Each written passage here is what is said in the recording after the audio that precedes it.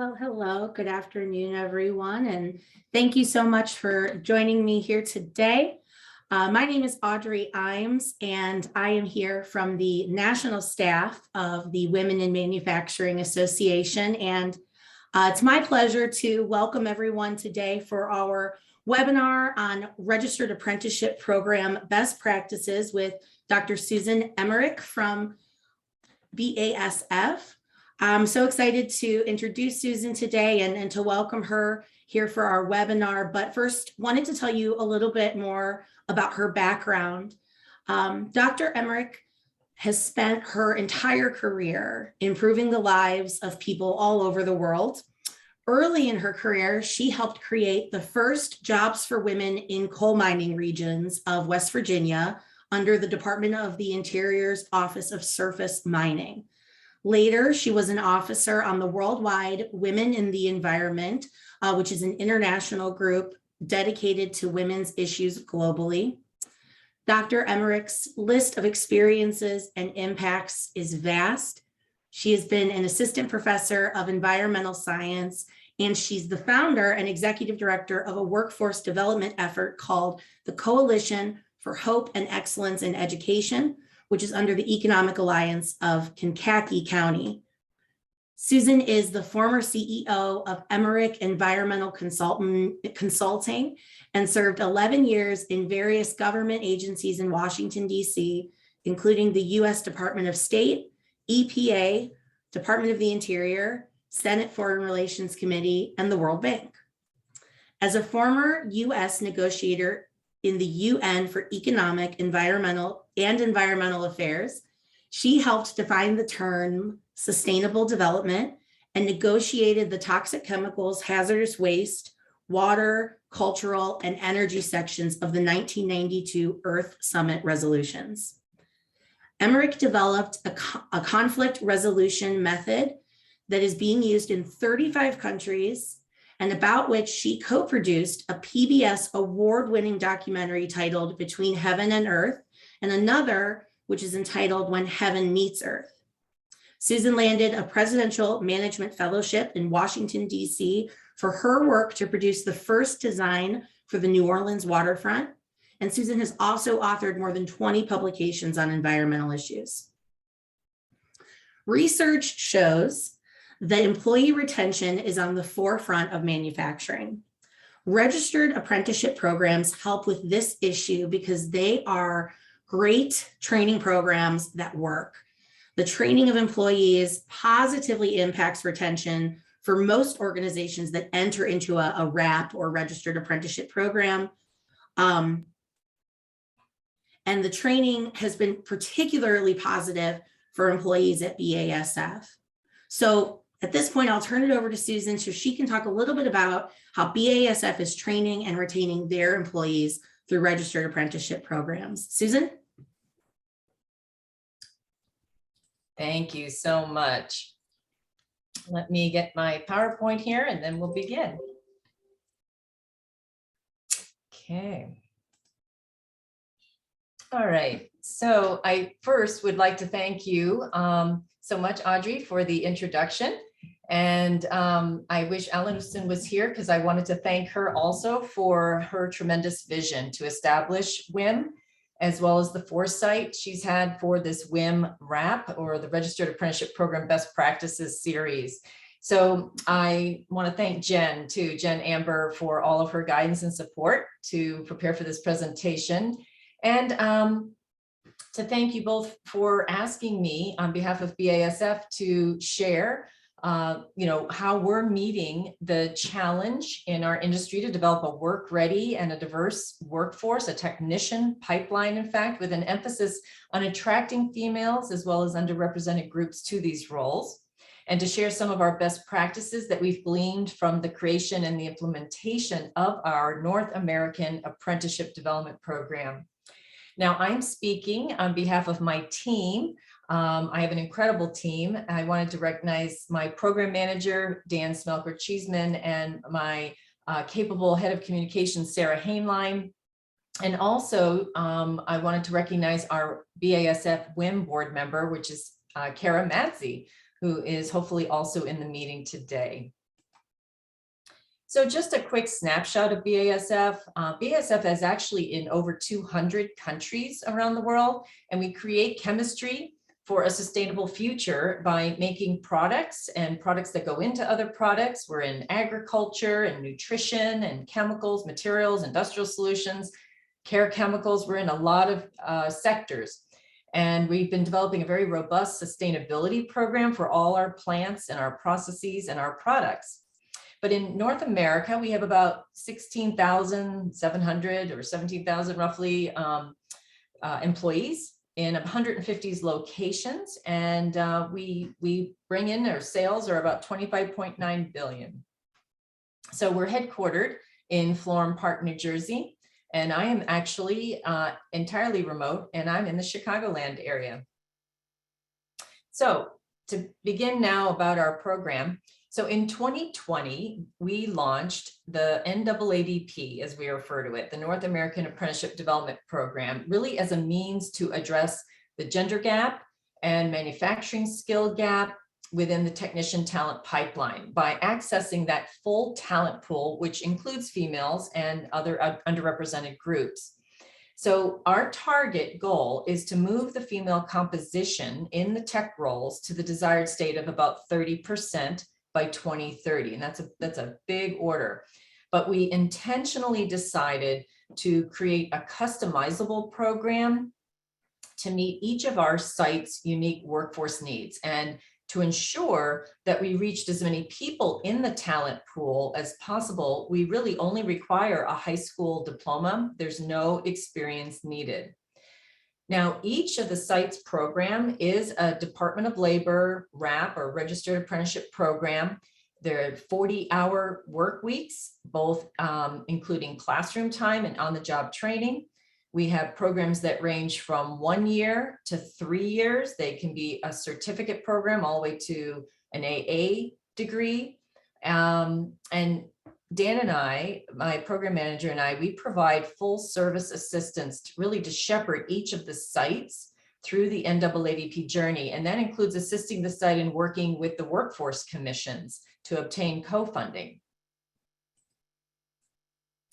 So we have about 25 sites in the Midwest, South, Mid-Atlantic, and Texas that are either registered or pending DOL registration. And we have about 10 technician apprentice roles that we've now created within BASF. We started with 1 the first year and moved to 5, and now we have 10. We have material handler, operator, maintenance mechanic, instrumentation, electrical, laboratory, coatings, analyzers, wastewater treatment, and power distribution. So there's just multiple positions at various sites. They'll have more than one type of apprentice. And the positions are registered to the site, which allows us to include multiple business units in the filing versus individual filings. So during our site meetings, when we first meet with the various sites, we call it an intake meeting. We share the value proposition to the site to take on the development of an apprenticeship program. So we first start off by identifying the site's workforce gaps, which are usually manufacturing skills and diversity. And then we kind of leverage the synergy of BASF with our communications folks and our talent acquisition, talent attraction, and we work with the technical college to build a customizable program. And so for many sites, they're often, just struggling to get bodies. And that's not uncommon in manufacturing. So to meet that need for technicians at every site, I mentioned that we've developed now 10 technician apprentice roles. So we can meet just about any need that they're looking for. In addition, my office does the DOL paperwork for the site and makes all the connections necessary to the workforce commissions for the co-funding. So that takes a lot of pressure off the site. And our overall KPI, one of them for our program is to increase the readiness of the entry-level technicians and not to provide highly skilled, but upskilled. And we have, various assessments to track that. And then lastly, what we found is that our apprentices are our best recruiters. And we have been accessing more of the talent pool through them, which eases the process of recruiting from the outside and builds our internal culture and our external brand simultaneously. So in addition to this value proposition, the sites also get full service support to ensure the sustainability of the program. So my office will then focus on this full service support, what we refer to as shepherding the sites at each step of what we call the NAADP journey. And so the sites, are to focus on creating chemistry. We want them to focus on that. So in order for them to focus on that, we provide a solution to their challenge of accessing the full talent pool for those technician roles. Then we provide templates at each one of these stages. We provide guidance and we provide assistance every step of the journey, from the site intake to then the program design and site readiness to the recruitment and communications, and then transition and place off. Recruitment and communications. Then we go to onboarding, of course, and we provide templates for onboarding. And we actually use one of the WIM most recent videos of Cheryl Thompson, who was a former apprentice and became later in life a CEO. And so we actually are using that in our onboarding, which we thought was an excellent kind of introduction to apprenticeships and then where it could lead to. And then we move to the performance monitoring, the monitoring of the performance of the apprentices. And then we, of course, help them with the transition and the place off. And then we do assessments to ensure that they are work ready.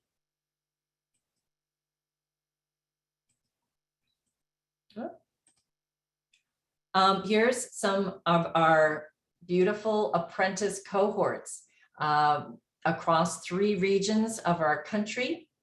And we started off in 2021 with hiring about 28 apprentices. And that was within 2 technician apprentice roles.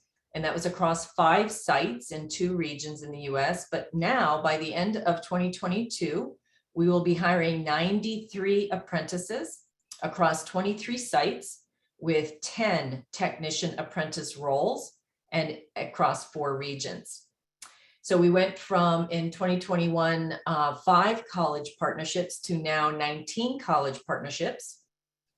And in 2021, we had about a 57% average female selection rate, which is phenomenal. It's 5 times the selection rate that is normal for BASF. And then we also had a 54% average underrepresented group selection rate for our apprentices last year.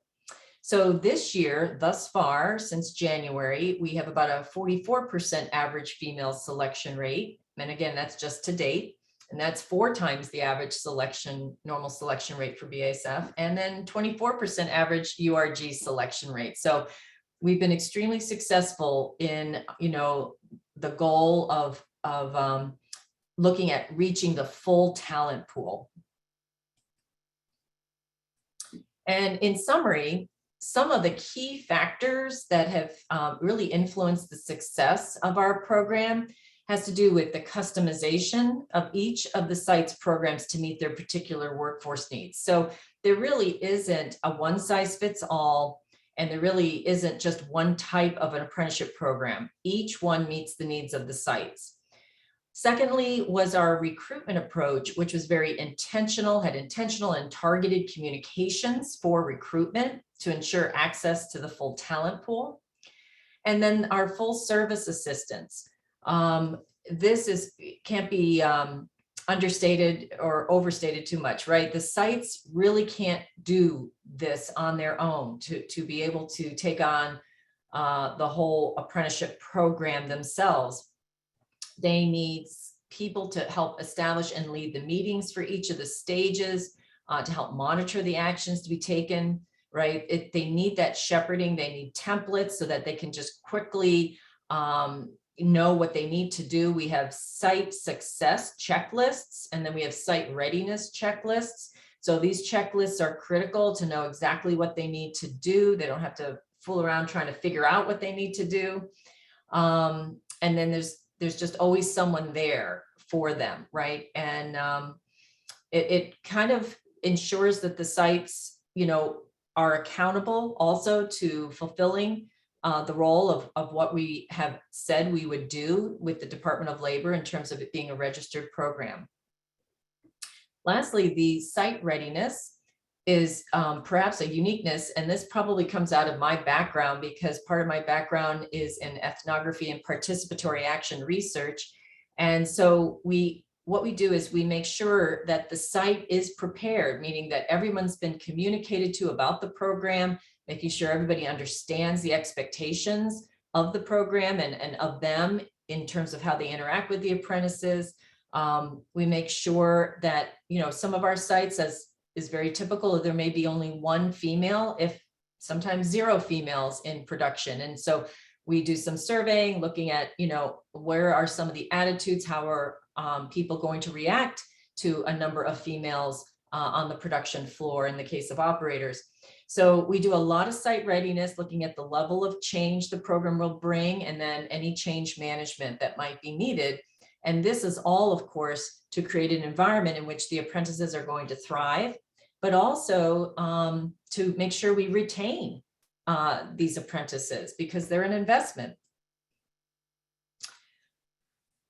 So essentially, that is, our best practices that we can share with you today. And I'm very open to taking any questions at this point.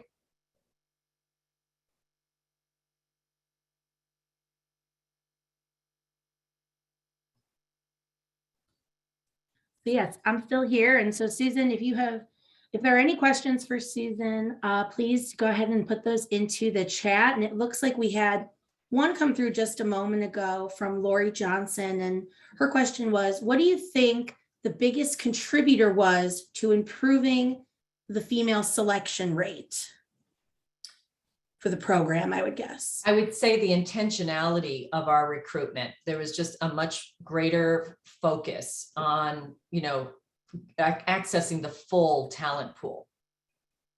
So a lot of intentionality in terms of communications and articles, etc. Okay. And then from Shannon, how do you enroll in the program at BASF?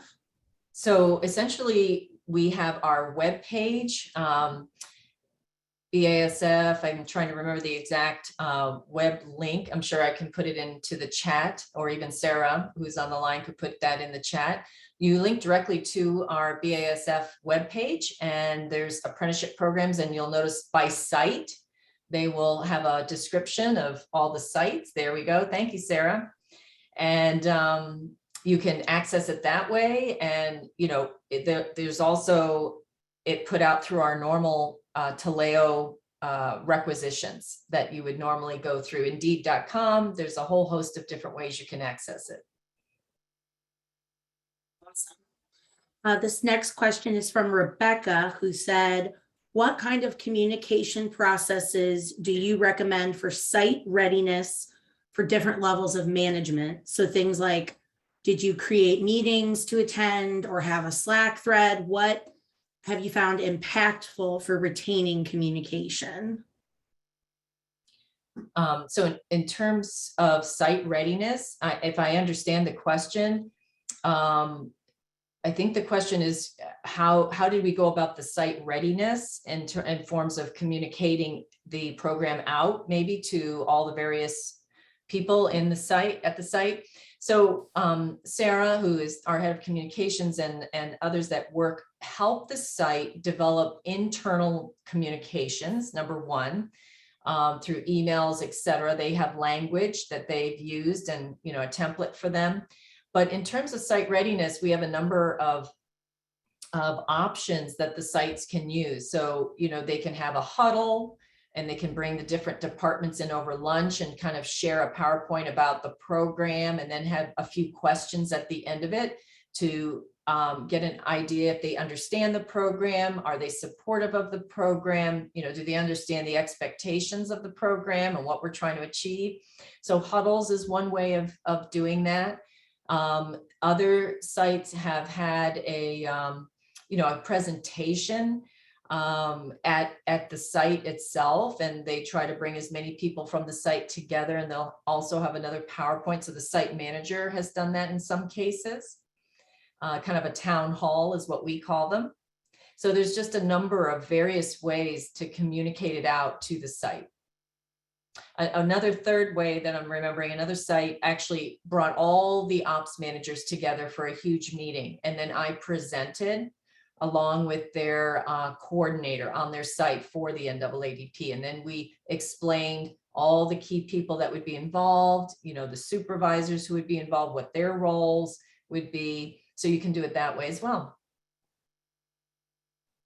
That's great. No, that's great. And if anybody on the line today, is part of any of the BASF groups that work on this too, or have other suggestions maybe on how your company has done similar things, feel free to share those with the larger group as well. Another question was, what do you wish you knew as kind of a leader in the org, before starting your registered apprenticeship program? Well, I think, it's always good if you can have hindsight and kind of know how much staff resources you're going to need for this. We had just an overwhelming support and response that we didn't expect, again, starting off with 5 sites and then within that year quintupled it to 25.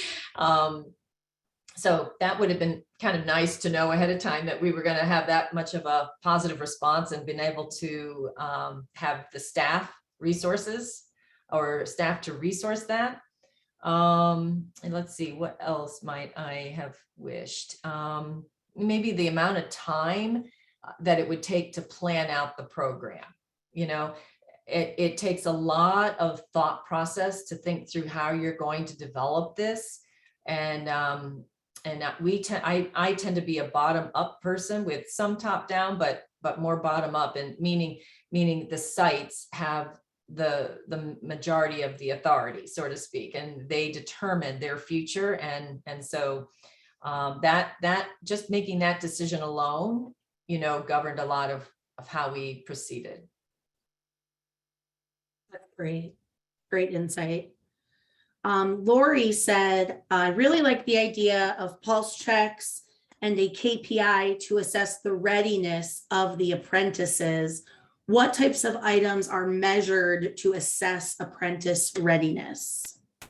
So we have a work readiness assessment, and addresses everything from punctuality, attendance, compliance, like do they comply with rules and guidelines, and are they responsible? Do they take initiative?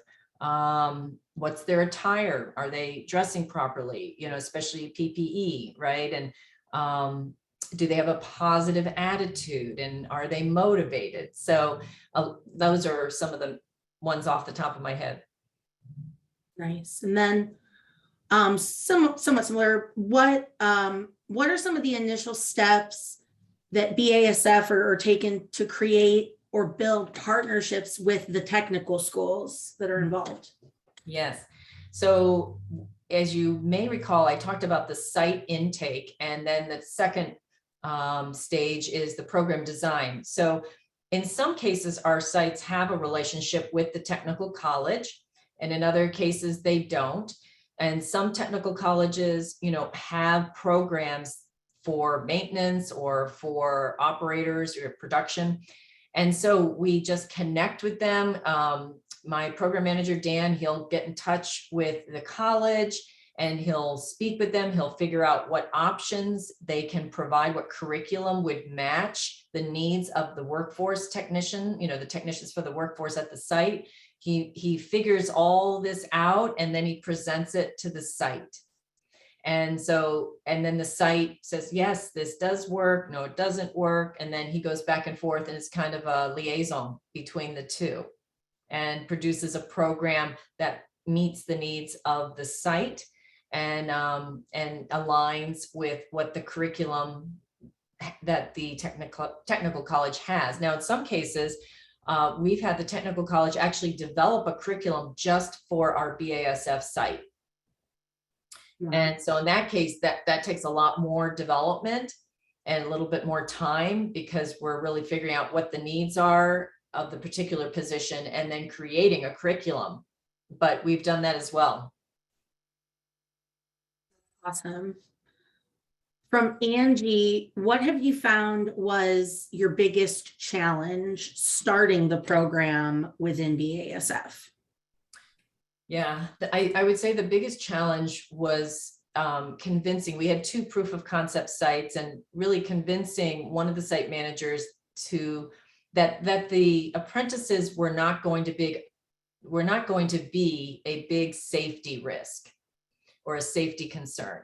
I think there was a concern that, these apprentices, will not be trained sufficiently in the safety values of BASF, which are very high, a very high standard.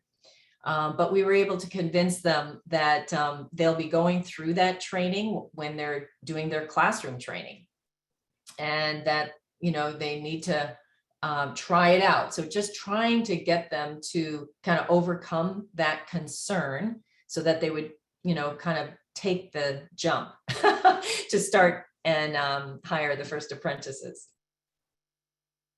That makes so much sense. And, you mentioned before that BASF has managed to achieve, really high percentages of females who are selected for the programs that you've established.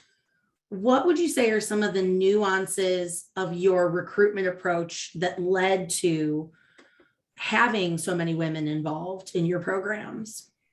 Again, that intentionality of communications, is very critical, and making sure that all the communications really resonates with everyone, with every gender. And that, I think that was very critical to people realizing that these were jobs for everyone, and then recognizing that all they needed was a high school diploma and no experience needed. So for a lot of women, they often don't realize that these are jobs that are available even. And so getting the word out locally through articles, and then even on people's Facebook pages, that was a huge thing, all throughout, social media, etc. Do apprentices take OSHA 10 or 30 courses? Was a question from Sarah. Oh, that's a really good question. My program manager would know that. I'm not sure which one it is. No worries. We could always include that in the follow-up. Sure. And then from Lori, how does BASF balance attrition with the length of the apprentice program to fill operator and or technician roles? Yeah, and that is a feat in itself, isn't it? So there has to be quite a bit of planning ahead of time, because that's been one of the concerns, but it seems to be working out that, the site has to plan for their workforce. And I know how difficult that is when there's turnover, particularly in production with operators, that the idea of, once the apprentices are placing off, that there's going to be a position available for them. Now, we can't guarantee them that there's going to be a position. And we tell them that right up front. And that obviously we want to have a position for them because we're investing a lot in them. So it's, it takes quite a bit of planning on the part of the site manager and the HR and the ops managers. But they've been actually doing a really great job so far. We've had 2 cohorts place off, which was in January, and everyone was able to get a position. So it's working. Another question from Marsha. Do you, which I think would be BASF, do any outreach to elementary, middle school, and high school students to break the gender barrier? Well, yes, I know that we have I'm forgetting what the actual name, but there is an educational wing of BASF, and they do reach out. Now, I think a lot more could be done. We don't have a huge staff. I know that there's some education being done, and it really resides with the sites. And the sites often don't have a lot of resources to dedicate, but we're trying to get them to, go to the high schools, and especially those fairs that they have, the job fairs, and have a table and advertise for this. That's something they've got to set aside resources to do. Yeah. Not to go off on a tangent there, but just thinking about that topic of outreach to students in manufacturing, I think historically we always think of college students, but it really needs to start so much earlier to Yes. fill the gap that we're coming up against. And I even think about that from WIM's perspective. Historically, we've always served women who have chosen a career in manufacturing. So implying women who are post, education and in their careers, but we're asked all the time, how do we as an organization, reach and connect with students? And my answer is very similar to yours. It happens. We can do as much as we want at the national org, but the most effective outreach is done locally through our chapters. So WIM has 30 chapters around the country, and some of the ways they do that are through events with organizations like Junior Achievement, or the Girl Scouts. Our Central Pennsylvania chapter just did a volunteer event on the weekend, just connecting young girls with women who work in fields that maybe they haven't even considered, or they don't know any women who work in those fields, can be huge. So yeah, it's a big thought on the minds of our members, I'd say, and the industry as a whole. Well, my previous job before BASF was in workforce development in Kankakee County. And that is what I developed, was a whole program to reach into the junior high and high schools, as well as the career centers that they had. Yeah. So it really starts even earlier than that. So we created academies that at the high school level, but all started in elementary school. And so the different types of jobs and the trades were expressed in, the various age groups could understand, firemen, policemen at the little, grade school level. But then what's a technician, what's a maintenance mechanic, what, some of these, what's a welder, what do they do? Right. And that was brought forward throughout the school system, all the way until where you got academies at the high school. And one of the academies was the STEM, but also there was another one on trades. So that's fantastic. We actually have to get back to that. The Europeans have maintained their what we used to call vocational training. We got away from that in the 80s when a lot of our manufacturing was exported, to China and elsewhere. And then the schools started doing away with their vocational trade programs. And then there's always this hindrance I found in my former job, where a lot of parents feel somehow that every kid that is successful has to go to college. And I'm a former college professor. And I'm telling you, not everybody is geared for college, and nor should they be, right? And so, but it is hard to kind of overcome that. But I think our culture is moving more and more into understanding other options than a four-year college, given the exceptionally high costs for tuition in colleges. So no, 100%. As a baby of the generation that thought everybody has to go to college, what do you mean? Right. So I couldn't agree more. It's really interesting to see it shifting, and we're talking less about how kids can be marine biologists and all these really, for some reason, when I was a kid, I thought everybody was going to be a marine biologist for some reason, but there's actually far more people in the trades. So that's great. And one question we got there from Sarah that's a little separate was, does BASF work with intermediaries for apprenticeship technical support and incentive funding? Can you read that one more time? So she said, does BASF work with any intermediaries for technical support for the apprentices, and then incentive funding, maybe for people to get involved in the program, like an incentive, I'm thinking maybe she means? Okay. Well, I'm not quite sure honestly, I don't quite understand the question. I'm so sorry.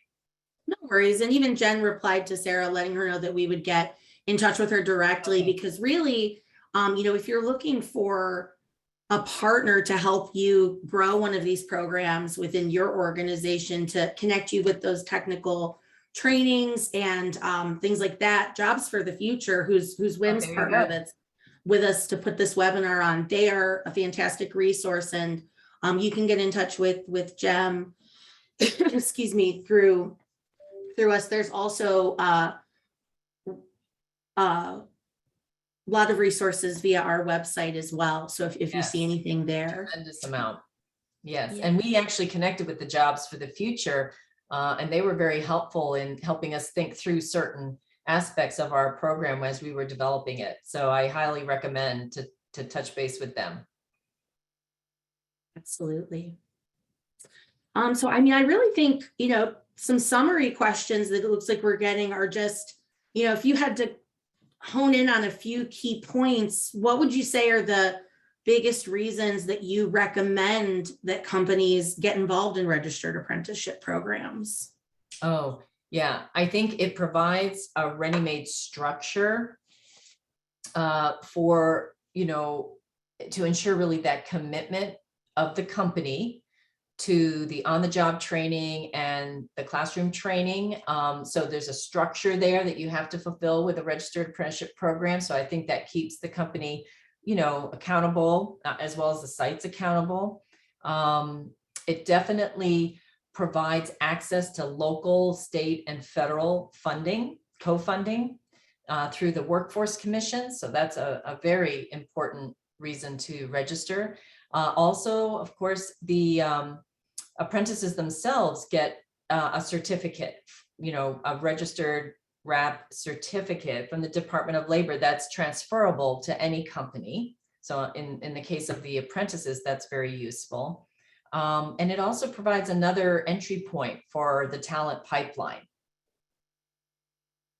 Yeah, absolutely. Well, Susan, it's been so great chatting with you here today. And, obviously, folks, if you have any last minute questions for Susan that you'd like to pose here in the group, would love to see those in the chat. But before we hop off for today, I would love to just quickly invite everybody to attend our next webinar on apprenticeship programs. We're going to have a fireside chat with Shauna Peschek, who is with the Machinists Institute, Dave Ginn, who is with the Warren County Career Center, Star Sherman, who's from Cuyahoga Community College in Cleveland, and Kathy Messinger from Elgin Community College. So the discussion on that webinar is going to focus on resources the businesses can use to have their own RAP program or registered apprenticeship program. And if you're interested in that conversation, you can use that QR code that's on your screen,